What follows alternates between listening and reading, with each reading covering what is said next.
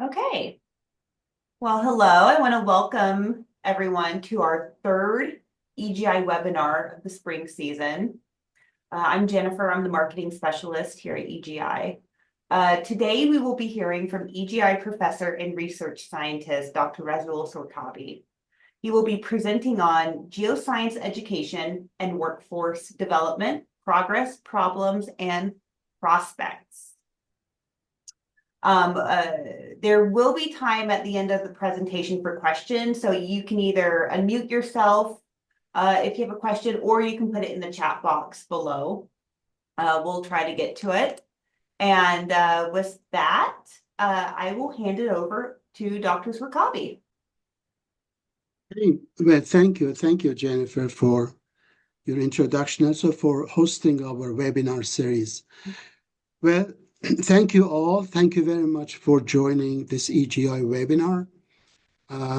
The topic of today's discussion is geoscience education and workforce development in universities, which I think is a very important and timely topic.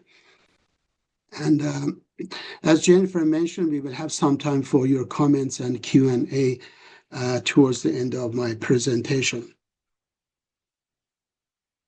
First, I would like to dedicate this presentation as well as our participation to our geology teachers, because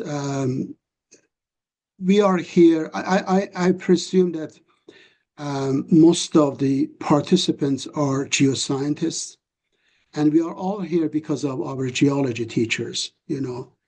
They gave us a helping hand. They mentored us, trained us. So I would love to dedicate our presence, our participation, and this presentation in their memory, in their legacy and contributions to the science and the community. Now, I gave this talk last year in Colorado during the AIPG conference. AIPG stands for American Institute of Professional Geologists. I have been a member for a number of years, and also I have contributed articles on geoscience education to their quarterly magazine called The Professional Geologist since 2019, just before the COVID. So this presentation, in a way, is a summary of those articles, but which I have updated in light of the recent developments. Another motivation for this presentation is an educational program which we have developed at the University of Utah. It's called Resilient Energy Engineering Program with funding from the state of Utah. The EGI director, Dr. Milind Dev, is the principal investigator for this program. And currently we have 5 courses as part of the certification. Geoscience for Energy, which I teach, renewable energies, energy management, carbon capture and sequestration, and energy entrepreneurship, society and policy. So these are the 5 courses which we offer at the University of Utah, and we are currently developing online versions for worldwide enrollment. Now, so this topic, geoscience education and workforce development,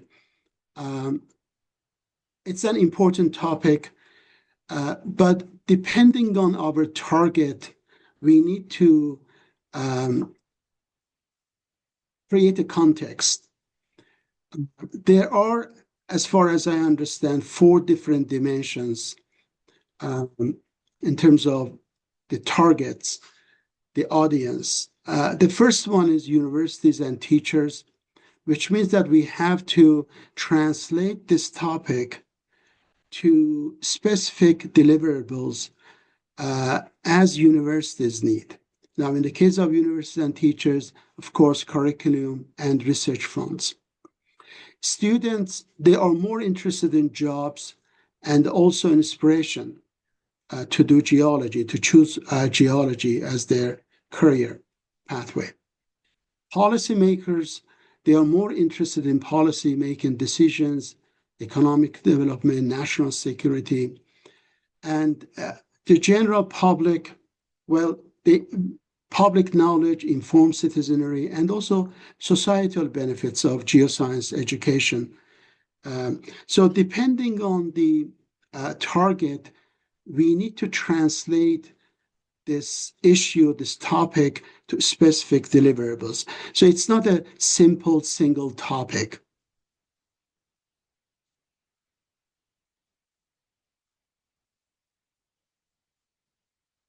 Now, I don't know how many universities in the world or in the US offer geoscience programs.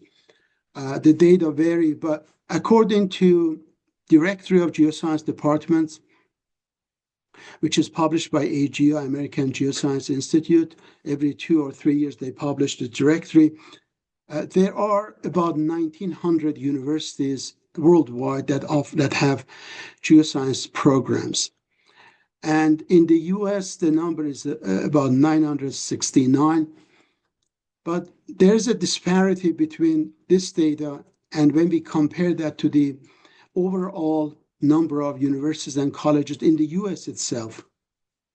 So there are almost 2,700, 4-year or higher education institutes in the US, about 1,500 community colleges. So if, according to AGI, if there are only 969 universities that offer geoscience programs, it means that almost 1/3 of the community colleges and universities offer geoscience programs. So there's the disparity, and I think there's a huge space here to improve and create geoscience programs. Now, in the past 5 or 6 years or so, especially after the COVID or during the COVID, we have been hearing about how universities are cutting back, they're slashing geoscience departments, or they are merging geoscience, geography, and other related departments. So this is, I think, a huge issue in our field, in our community, and we need to address. This particular article was published in Nature Reviews in 2021, just after the COVID, but this trend has continued. I'm sure if you Google, you will find lots of news stories about how various universities in North America, in Europe, in Australia, they are cutting back on geoscience programs and education. Now, in terms of enrollment, this data comes from AGI. It shows the number of enrollment in the US for both undergraduate and graduate students since 1955. As you can see, there has been up and down in the enrollment. Since 2014 or so, we have had really a sharp decrease in geoscience enrollment. This has continued for master's courses. For undergrad, in the past 2 years, we have seen some increase, which is encouraging, but the graduate programs are declining or almost in a state of stagnation. As you can see, these ups and downs in the enrollment mimic really the oil market, because the oil industry has been traditionally a major employer of geology and geophysics graduates. So the maximum number of enrollments which we had in the 1970s was partly because of the oil shocks. So because of the oil shocks, the oil companies started really aggressive exploration, and they hired lots of geology students, geoscience students, and that is why we see that sharp increase in enrollment. Mid-80s, there was an oil market crash, and that again translated into a crash in geoscience enrollment. So looks like the oil industry, how it functions, especially exploration and production, really has a important impact on our geoscience enrollment, at least up to now.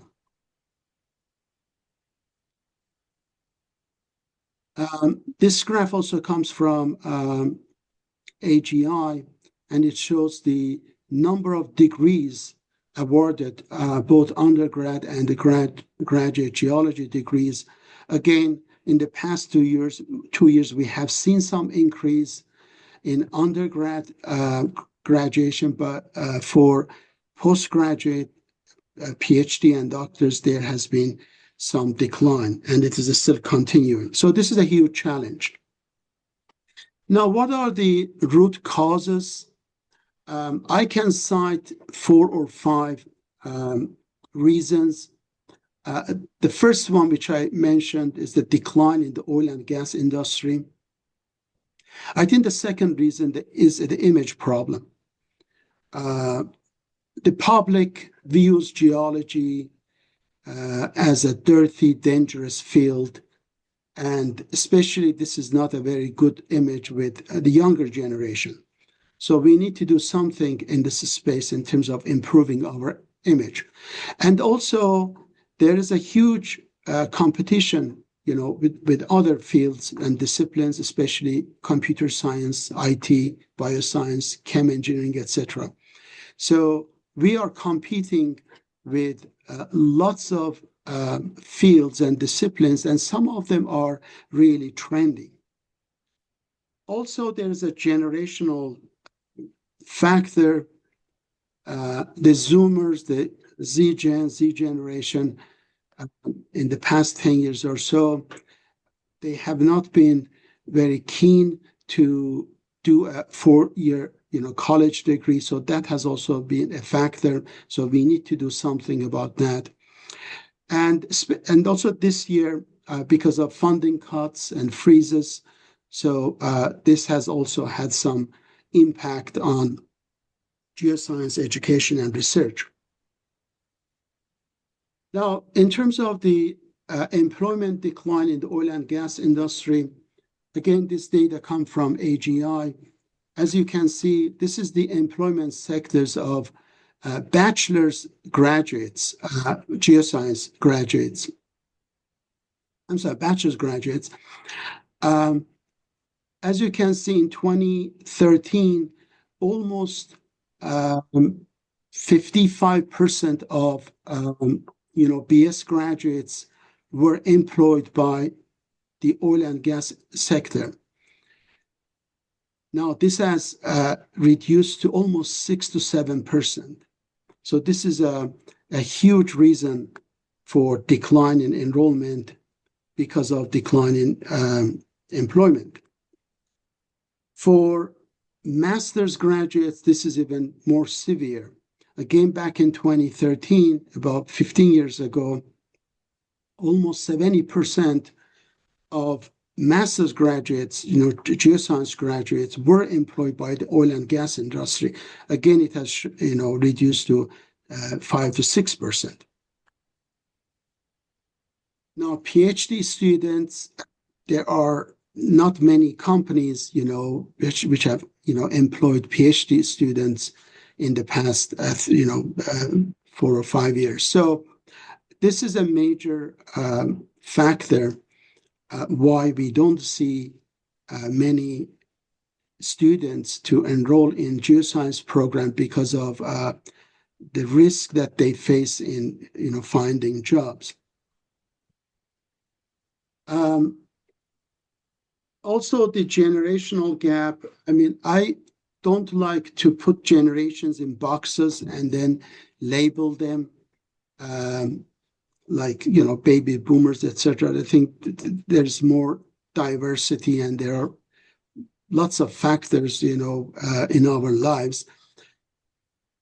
But one trend is very obvious, is that the younger generation, which it's called Z generation or Zoomers, they are not very interested in dedicating 4 years of their lives to get a degree, a college degree.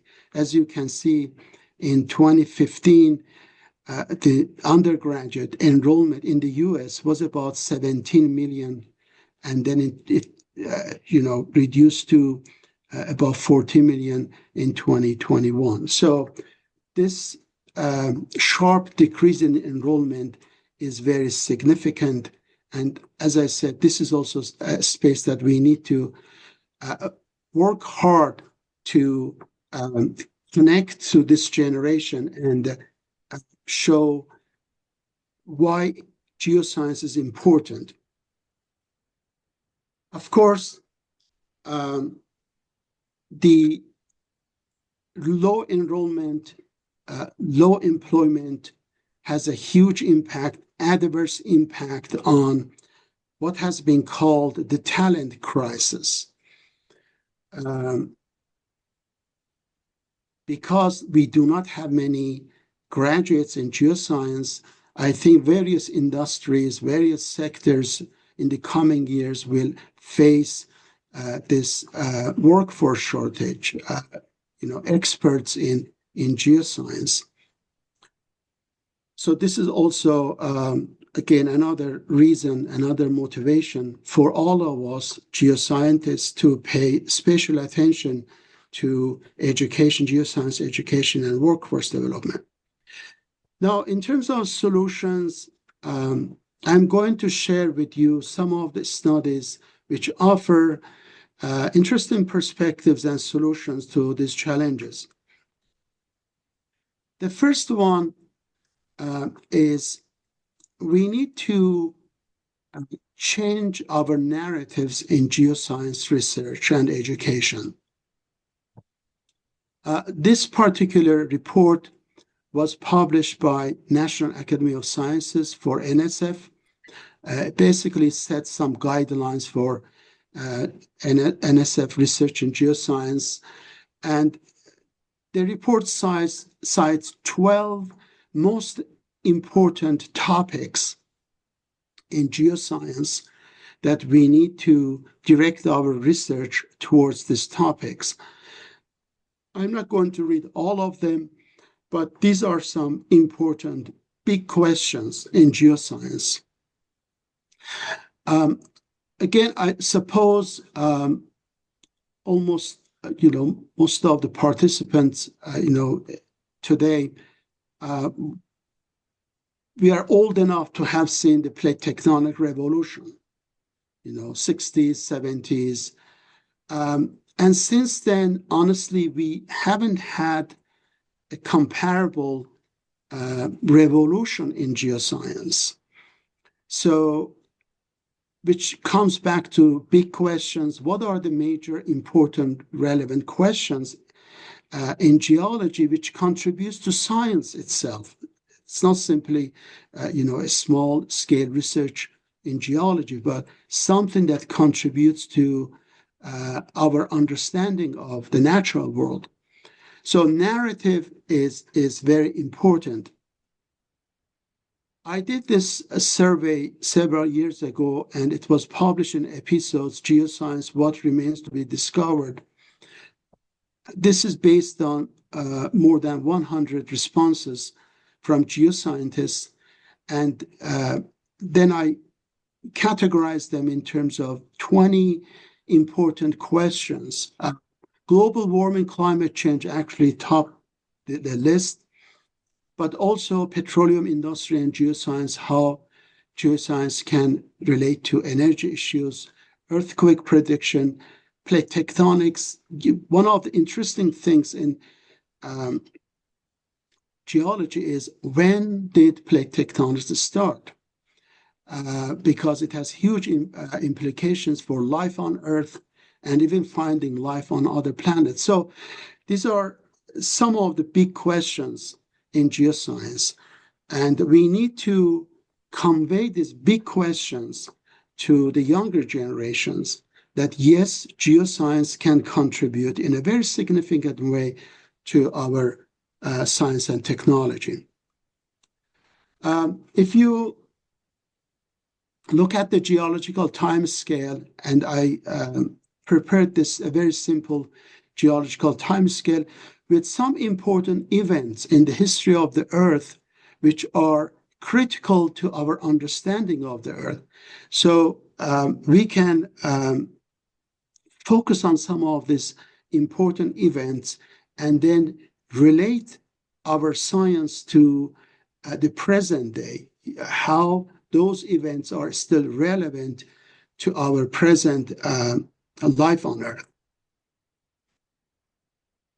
Another, I would say, approach towards a solution is to introduce what has been called a sense of place in geoscience education. If you look at, the courses in geoscience departments, core courses, which are all important and they are foundational, structural geology, sedimentary geology, mineralogy, etc., etc. But honestly, this scheme dates back to the 19th century. Some of you have visited the Natural History Museum in London, for example. If you go there, you will see that, it's the same categorization. There is a mineral section, there's a rock section, there's fossils, etc., etc. So we need to come up with some new, innovative ways of teaching geoscience, which is more relevant. At the same time, keep the core courses, but also make it relevant. And one way is, as I said, to use this a sense of place approach. It has sometimes been called case-based curriculum, that you use a specific place and a problem to teach geology, which makes it more interesting, more applicable. Now, David Goldsmith, he's a professor of geology at Westminster College here in Salt Lake City. He published a good paper. He used this approach for several years in his classes, and this is just one example. For example, the Great Salt Lake. Why is it so salty, right? One of the saltiest, lakes in the world. This question itself, which is a geological problem, it is also crystallized in a place. Through this question, we can teach like deep time, how to date rocks, hydrology, water cycle, minerals, weathering, erosion, sedimentary rocks, metamorphic rocks, igneous rocks. As you can see, all these topics are related to answering this specific question. Why is the Great Salt Lake so salty? So this makes it more interesting and more relevant. I published this article a few years ago. All geology is regional geology. I don't know who said this phrase first time, but the first time I heard was from Kevin Burke. He was a structural geologist. He taught at the University of Houston, one of the prominent geologists of the 20th century. And he used to say all geology is regional geology, which is really true. Through regional geology, you can teach and integrate various aspects of geology. And one example, for example, that in that article I mentioned, if you take the regional geology from Colorado Plateau all the way to California, you have almost every tectonic setting, every rock type, fault type, mineral resources, etc., in this region. So the regional approach to geology is, I think, important, but I think it has been underestimated. Another approach, again, in terms of applying the sense of place to geoscience education. It was called place-based education. Now, this emerged in the 1990s. Stephen Semken, now he's at Arizona State University, but he used to teach at a Navajo tribal college, Dina College in Arizona. And he developed a physical geology course really to include the Navajo tribal lands in physical geology. So this has been called place-based geoscience education, PBE, or conscious geoscience education. Basically, you use a local community and environment for teaching, and it has lots of advantages. It is integrative, holistic. It's a real-world problem solving. It generates job opportunities for students, and also it engages the community in geoscience education. A third approach is how to relate geoscience education as well as research to sustainability, to economic development and environmental sustainability. This report was published by UNESCO as well as American Geophysical Union in 2023, and it lists several interesting topics to which geoscience can contribute, and they are all related to economic development and environmental sustainability. AGI publishes the critical needs for geoscientists, and this diagram comes from their 2020 report.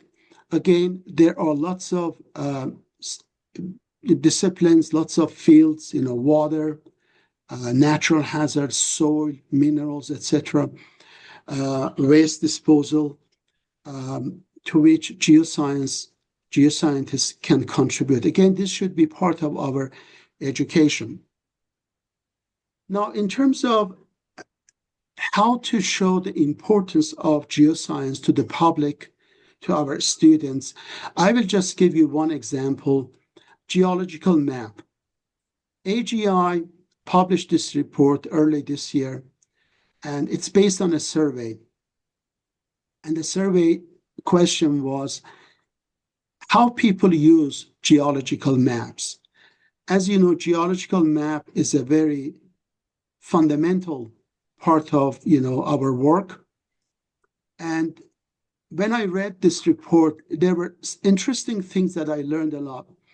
First, and the first thing which was really counterintuitive, I thought, well, public sector would use more of geological maps like universities, but actually private sector, as you can see, 63% of respondents were from the private sectors.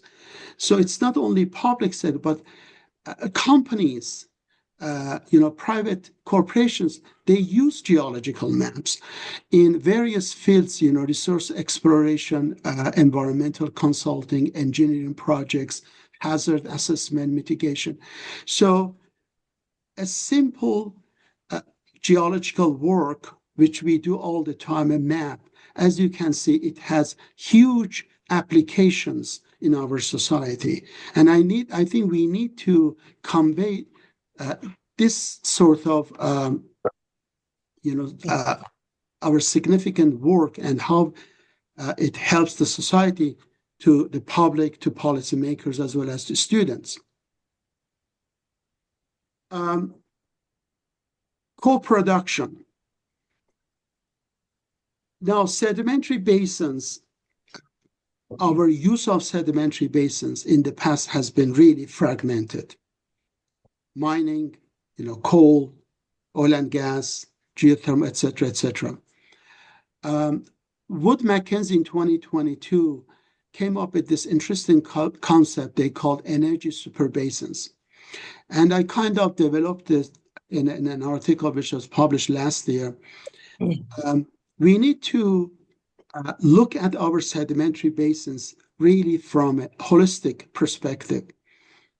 And the same company can produce various resources, metals, um, oil and gas, carbon sequestration, water treatment and water, renewable energy sources, all of this can be done in a single basin and done by a single company. So this concept of co-production and super energy basin, I think this is really, we are just starting. This is really the future. It saves lots of money.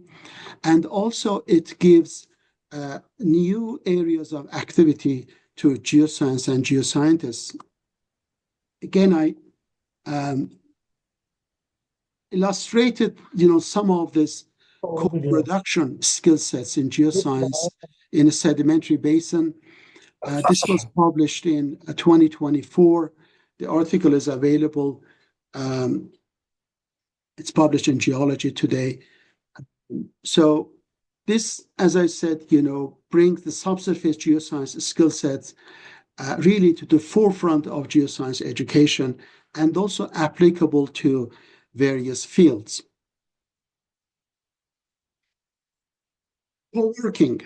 Again, this is so important for us geoscientists, as teachers, as students, to be able to work with other professionals, engineers in other science fields, in policy, in economy and environment. I think this is also something which is lacking in our geoscience education, how our students, our graduates can work with other professionals in other fields. In terms of skill sets, again, there have been a couple of studies. I particularly like this report. It was funded by NSF, Vision and Change in the Geosciences, the Future of Undergraduate Geoscience Education. This was published by AGI, and Sharon Mosher, UT Austin, and Christopher Keene from AGI, they edited this. Again, the report lists a number of skill sets that the employers, today's employers, not the employers of like 1970s or 60s, today's employers are looking for in geoscience graduates. Again, this report is available online. It's a great report to read.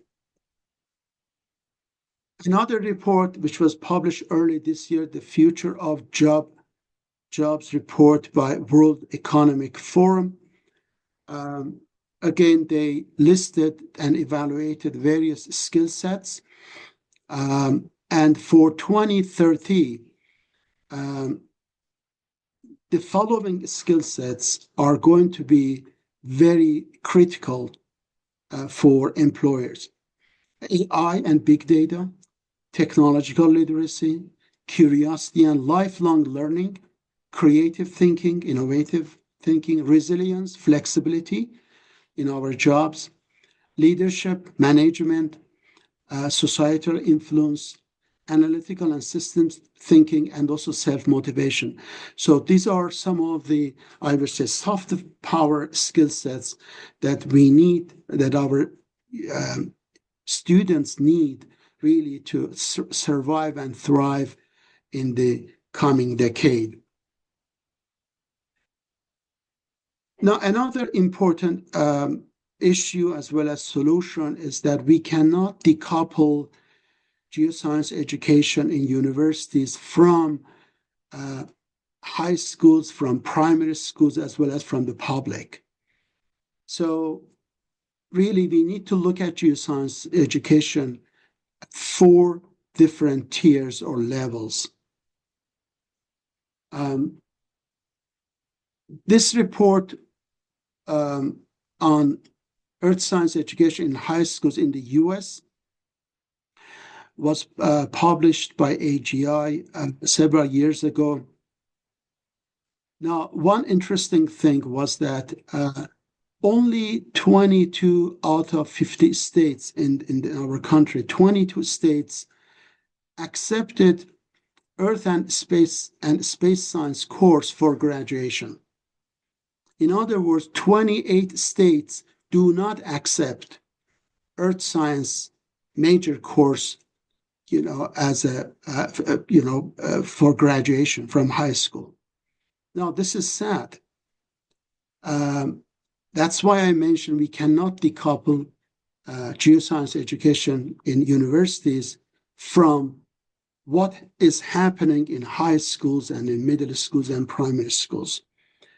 Uh, this is an important, challenge, and we need to do something about that so that high schools have strong geoscience programs. Now, one interesting thing, and I'm sure you have seen this in your own lives, in your own families and children. As children, we are very much interested in geology, things geological, rocks, minerals, fossils, right?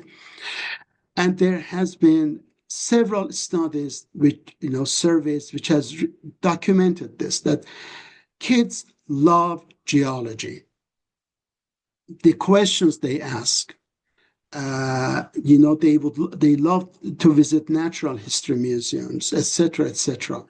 So the question is, how come we have this huge interest in geoscience among children, but when it comes to university, we have low enrollment? I think one of the reasons is that we really lose most of the kids in high school.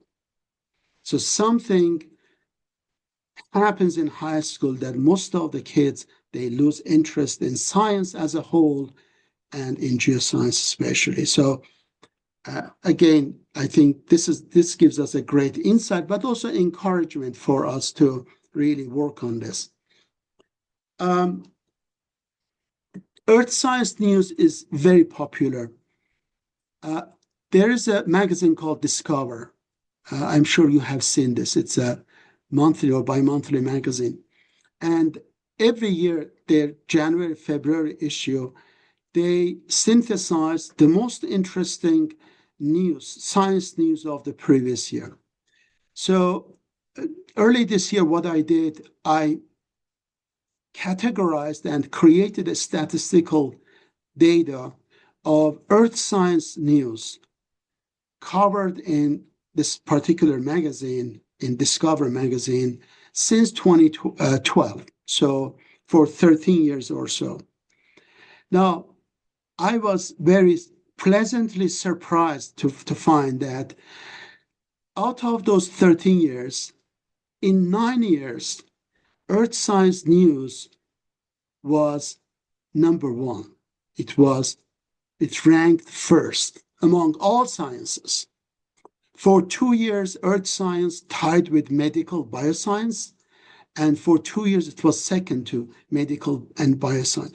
This is very encouraging. It means that people they are interested in earth science, as shown in this survey. I mean, that is why Discover magazine, they want to sell their magazine, right? So they are very sensitive to public interest.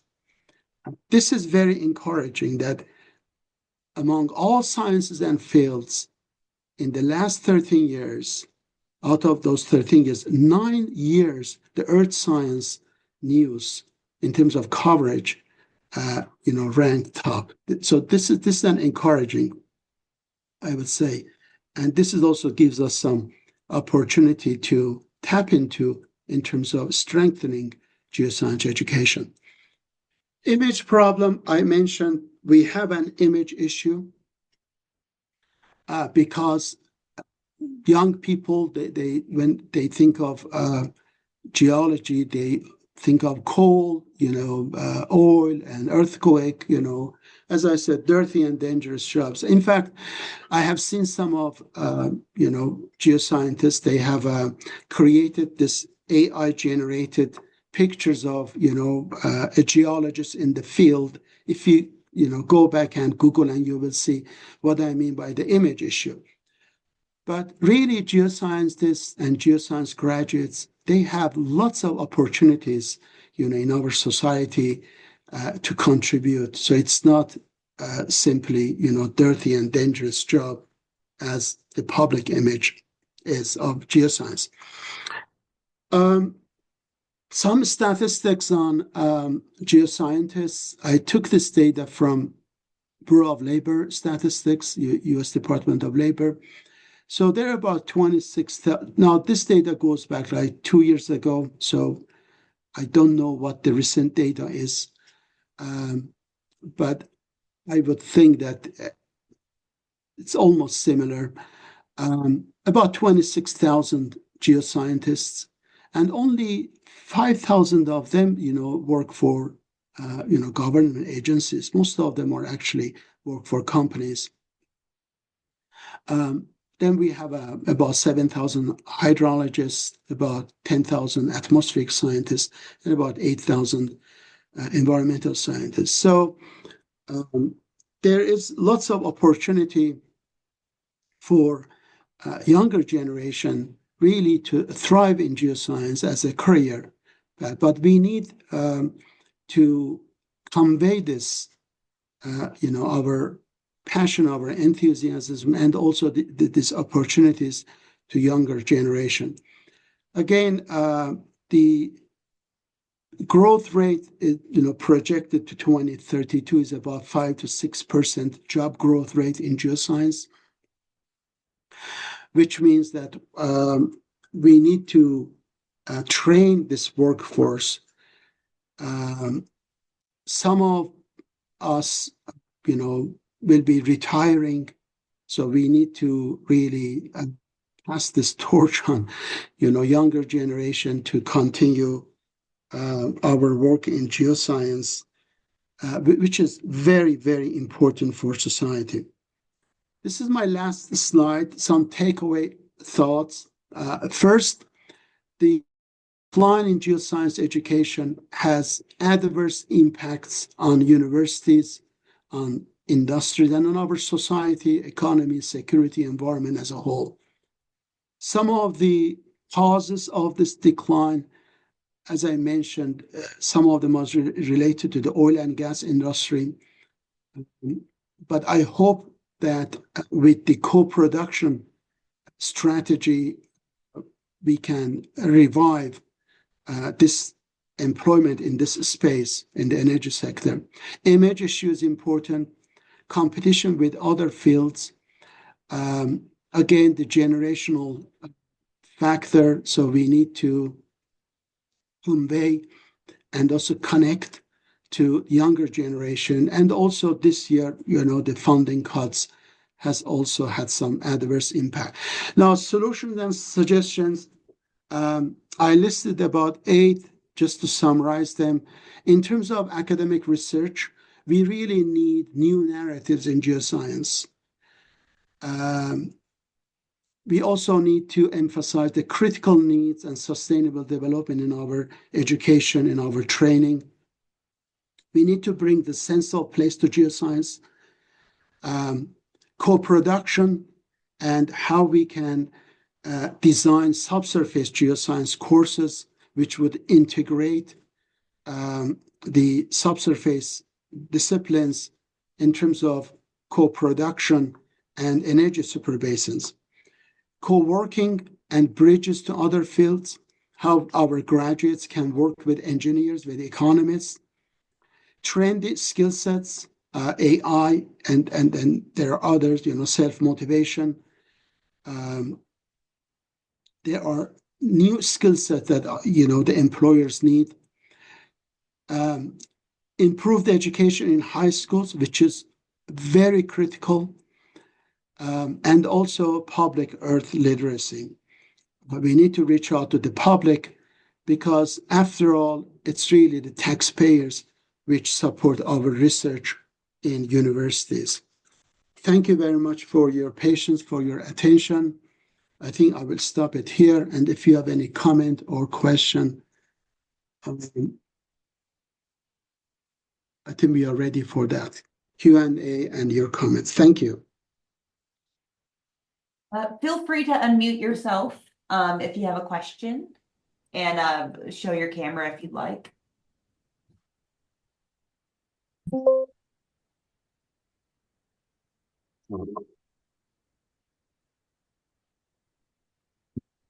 So I'll start off. First of all, Rasul, that was awesome. Really a timely sort of presentation. I think right now the geoscience is sort of the future of the geoscience and the education and workforce development issues around it is sort of at a critical pivot point. So I had one question, and if I missed it in your presentation, I apologize. But are there any models or countries that seem to be doing a good job in educating kids around the geosciences and preparing them for opportunities in the workforce and seem to be encouraging people in the right ways to be involved in geosciences? This is a good question. My research so far really focused on the US and North America. I don't know, how various countries are handling this, but if there's anyone from the audience who can share their knowledge on this, I would welcome.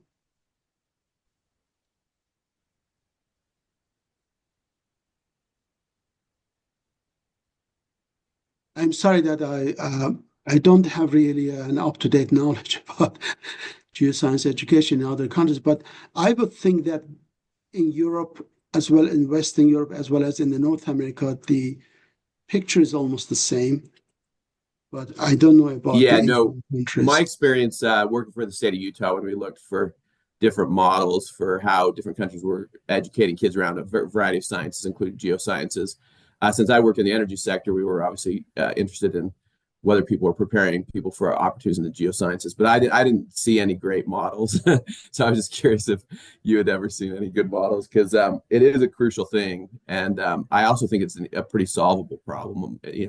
If everybody would sort of just the same way we sort of sell space exploration or sell these different sort of exciting aspects of science, if we use that same sort of sense of discovery and how important the geosciences are to all of our technologies, all of our quality of life, but also environmental solutions, whether it's different techniques with geologic carbon sequestration or geothermal or different renewable applications. So, anyways, thanks very much, and I think there's somebody else who's waiting. I suppose some of the approaches and solutions which I discussed, if we synthesize them, I think we can come up with some good educational model.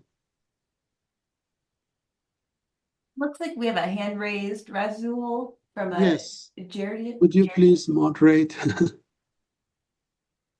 Yeah, good morning, Dr. Rasul. Good morning. Thanks for your presentation. Very informative and interesting. I have a question. What do you think how right now, not only geoscience and engineer, we have to face those new reservoirs, actually, that this new market, and this is a hot topic that we are talking about, the carbon capture, hydrogen storage in saltine reservoirs, and that can be a new area to analyze. And what do you think about that? Thanks. Good question. Again, these questions are not simply for me. So if you have also your own perspective on this question, please do share.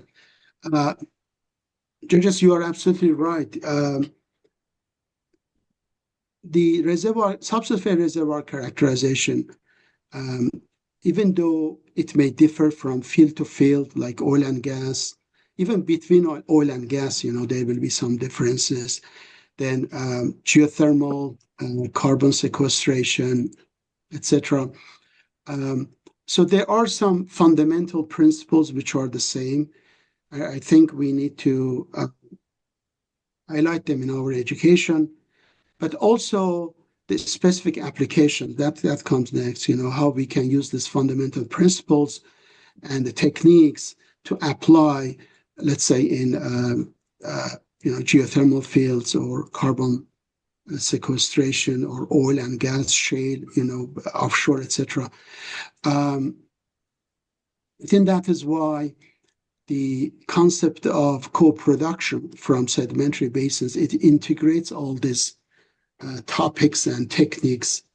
And I think that is where our geoscience really should go, try to be integrative and also applicable to different fields. I don't know if I could answer your question, but that was my perspective anyway. Thanks, Dr. Shukri. Thank you. Thank you for your presentation. This is really provoking. I have maybe a question and then a comment. My question is, do you have an understanding of why Gen Z is not interested in going into college? And then my comment in terms of working together, I'm in recruiting for geoscience for an oil and gas company. And when we interact with students, a lot of times they're getting pressure from advisors in their universities not to pursue short courses that we're holding or recruiting events. And so there's even people within the discipline that are kind of, putting not supporting all the opportunities that a geoscientist could do. And so I'm just curious your thoughts on that too. Thank you, Stacy. I think this generational question is very important. Honestly, I don't have, how should I say, a solid answer. If you Google, you will find lots of articles about, Gen Z, how they think, how they behave, and how they are different from baby boomers, the tension even in the workplace. So I don't want to go into all that. I think we need to talk to them and see how they really think about their jobs. So that's one aspect. Why they are not interested in, for example, in liberal education, right? I mean, it's very important. They are more of, focused on the courses that they are using or they will be using right away, rather than a full-fledged college degree. I mean, those are, I would say, broad questions, that needs to be we need to do research on them and talk to them. But also there's an image problem, as I mentioned in geoscience. We are competing with, emerging fields, IT, bioscience. So those are also specific challenges, we are facing in our field. I don't know. I mean, it's a, how should I say, it's a so important question that I don't think, yeah, I mean, if anyone would like to, take on that question, please, because this is very important question. But I would say at the end of the day, geoscience is needed. We need minerals, we need energy sources, we need to solve our environmental issues. So, but how to translate this, how to convey this to the younger generation is a challenge. And I think this should start in high school rather than in college. That's my feeling, because that's where we drop most of the kids, basically. Thank you for that question, Stacey. Thanks, Russell. I think there was a question from Mohsen. Yes, He's please. had his hand raised. Are you ready? Yes, I'm ready. Thanks a lot, Rob. I appreciate that. Dr. Sahabi, many thanks for the talk. And Stacy and Rob, you both brought up one of the topics which I really liked. And Dr. Sahabi, his last the last slide, and the last line of that slide was public earth literacy, which I really like that. And the question is, honestly, most of us, I know we are all here geoscientists, but the question I have for all of us, it's just for our community. How many of us how many of us we approached the younger generation? If even the younger generation, the youngest one, I bet they are undergrad students. I do have this experience, very first-hand experience. Houston, Natural Museum of Natural History Museum of Houston. Sorry, they do have a program. They bring kids.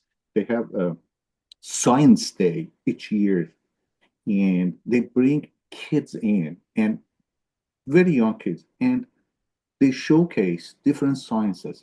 Believe it or not, one of the most visited booths over there is paleontology, geology / paleontology.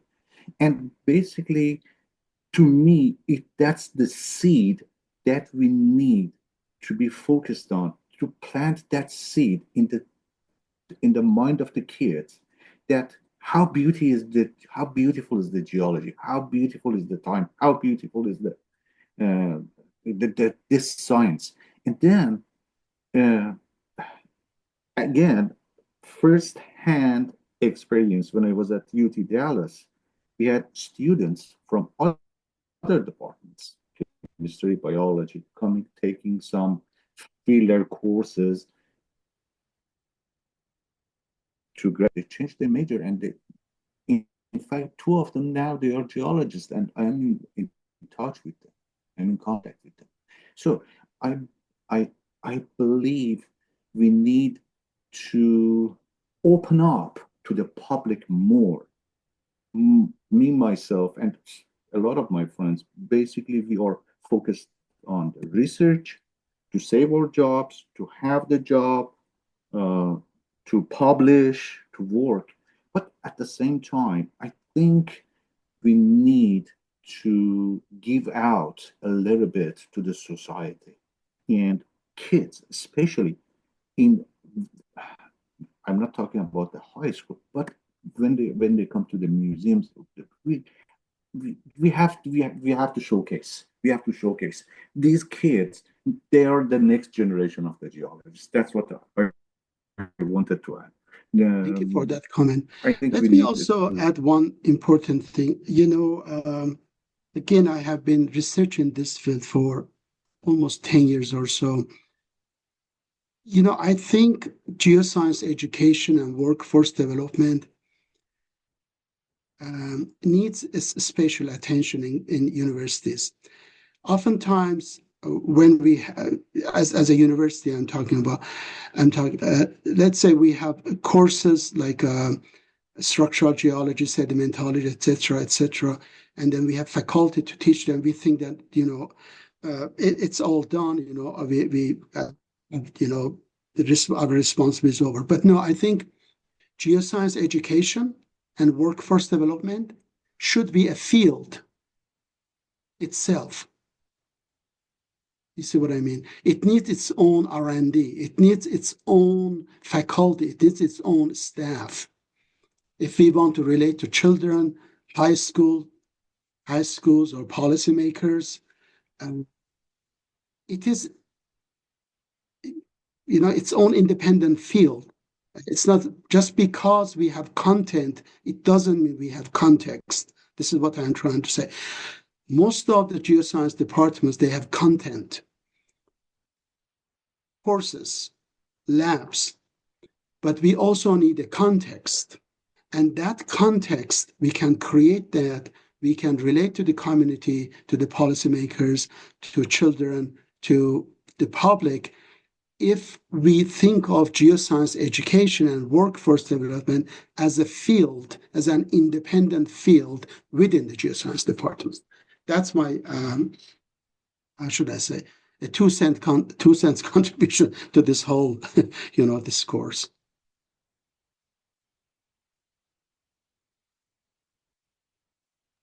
Rasul, there looks like there's a few comments in the chat if you want Yes, to. would you please read them Yeah, if possible, Jennifer? Thank you. yeah, definitely. So Stacy Gibbons, to everyone, unless you want to read them, Stacy, I don't want to step on any toes here. I'll read them out. They say, I think the fact that we aren't capitalizing on kids' interest in geology by offering courses in high school is a big issue for Pipeline. Most people I recruit found geoscience by accident as an elective in college. How do you feel about that? Yeah, I mean, I don't know if there's a good survey of like why we became geologists, right? I mean, us. And I think I mean, all of us had different, our own pathways, but I think a good teacher makes a huge difference. If you have a really good teacher in high school who loves geology, who's very passionate about it, I think that makes a huge difference. The same thing in college, if you have good teachers, I think who really love their, field, and also they are up to date in terms of, educational skill sets.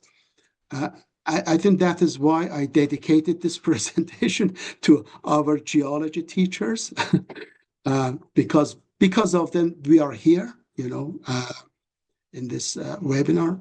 So I think good teacher is a huge factor.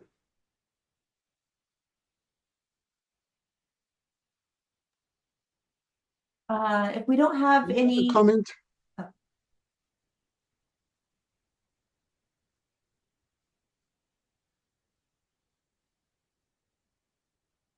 Well, if we don't have any other questions, Razul, should Thank you. we wrap up?